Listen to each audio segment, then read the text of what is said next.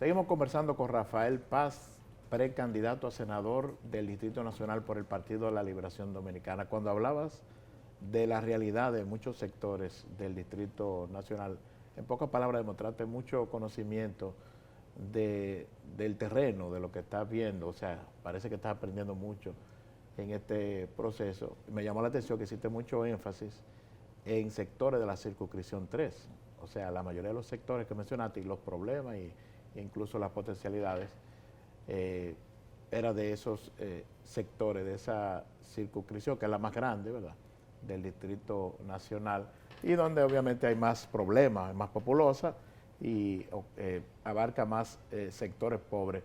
Volviendo a la forma de hacer campaña, a pesar de que yo sé que tú eres una figura que promueves en teoría y en la práctica hacer campañas diferentes, hay una realidad y uno tiene que poner todo en contexto, porque a veces es muy fácil uno rasgarse la vestidura ante lo que llamamos el clientelismo político, que tiene un factor que juega un papel muy preponderante en los procesos electorales, pero uno no debe ignorar la realidad que viven esos sectores. Es decir, puede ir un candidato como Rafael Paz a un barrio de la circunscripción 3 sin ofrecer, digamos, una solución inmediata a un problema, simplemente a dar un discurso.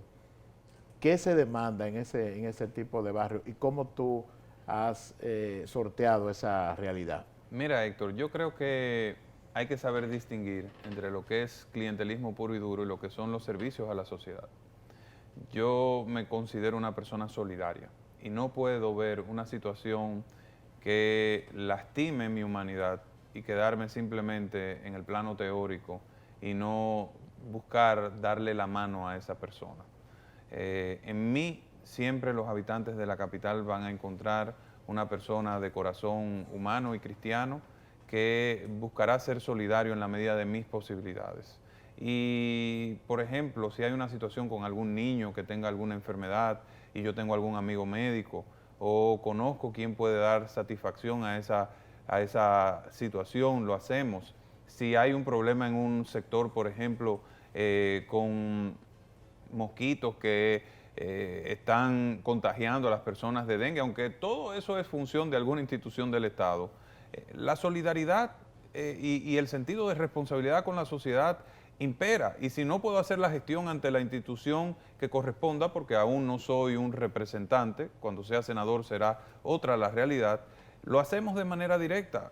Yo he estado poniendo en marcha programas de servicios sociales para las personas, para contribuir a mejorar su calidad de vida, porque creo y estoy convencido que cuando usted está planteando algo hacia futuro, tiene que dar muestras en el presente de que usted tiene ese compromiso. Por eso he decidido hacer una campaña tan cercana a la gente, de contacto directo, porque desde ahora estoy poniendo en marcha el modelo de gestión senatorial que voy a tener, un modelo de trabajo con las comunidades. Yo le estoy dando una muestra a la gente con mi trabajo de lo que va a hacer el Distrito Nacional cuando Rafael Paz sea su senador. ¿Y por qué sucede eso, Héctor? Yo no vengo de una realidad extraña a la situación de muchas de nuestras comunidades. Mi historia de vida y mis orígenes territoriales me llevan a entender la situación de nuestras comunidades que tienen mayor dificultad.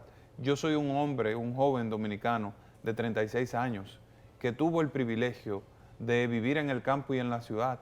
Y vivir en el campo me permitió saber lo que es caminar 2 kilómetros para llegar a una escuela y caminar por una calle donde no hay asfalto y no existen aceras ni contenes. Yo sé lo que es llegar a un centro educativo público, como en el que estudié, con los zapatos enlodados. Yo sé lo que significa tener precariedad en los servicios públicos y que no llegue el agua todos los días y tener que almacenar el agua en tanques y en el mejor de los casos en un tinaco. Yo sé lo importante que es una cancha para la juventud de un sector y para el desarrollo sano. A mí el deporte digamos que me sacó y me salvó de muchísimas tentaciones que ocurren cuando eres un adolescente. Porque si no hay cancha deportiva, si no hay deporte, ¿cuál es el refugio inmediato de los jóvenes? Irse a un lugar de juegos donde en un colmadón, ¿a qué? A jugar dominó. Y yo no digo que el dominó esté mal, eso está muy sembrado en la cultura. De hecho, yo soy un buen jugador de dominó, te lo puedo decir. El problema es cuando comienzas a tomar alcohol fuera de época. Y ahí entonces se va dañando lo que es una juventud sana, que debe crecer vigorosa, que debe estar enfocada en sus estudios, que tiene que desarrollarse a través del deporte, que brinda una cantidad de valores, de herramientas, que son los que te sirven para el éxito.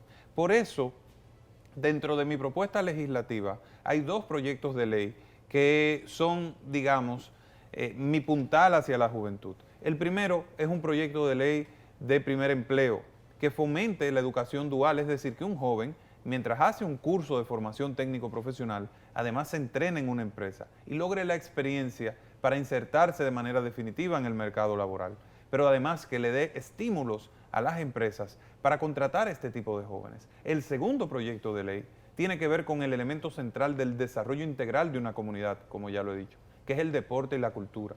Yo voy a someter un proyecto de ley de fomento de clubes deportivos y culturales que cree un fondo que en función del éxito le provea a los clubes los recursos necesarios en función de la cantidad de jóvenes matriculados, en función de la cantidad de medallas logradas en torneos nacionales, distritales o internacionales, en función de la cantidad de jugadores o atletas que coloquen en las selecciones, en selección nacional, en función de si también promueven el deporte femenino.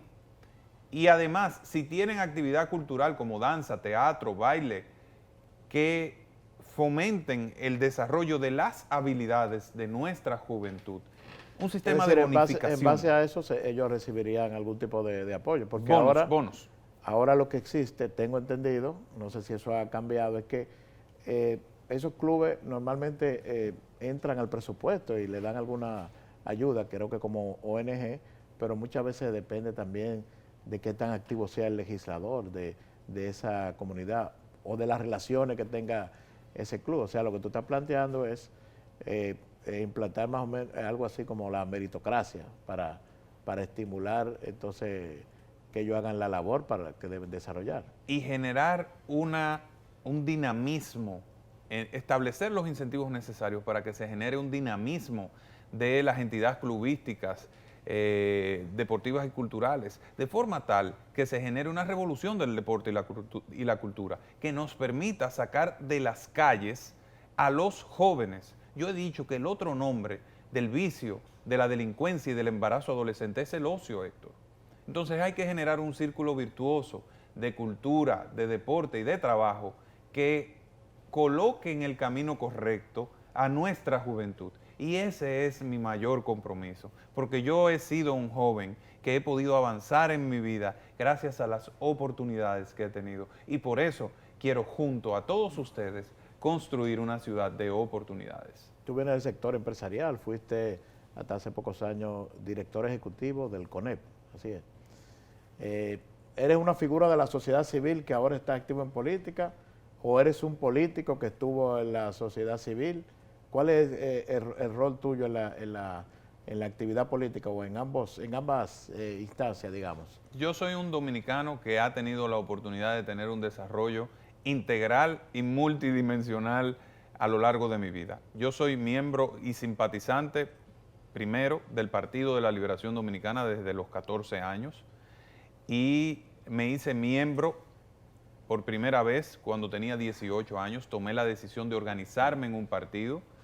Luego, he tenido un desarrollo que no ha sido centrado en la parte política y por eso viene todo el tema de si vengo o no del sector empresarial y voy a aprovechar tu pregunta para contarle a la gente un poco de mi historia.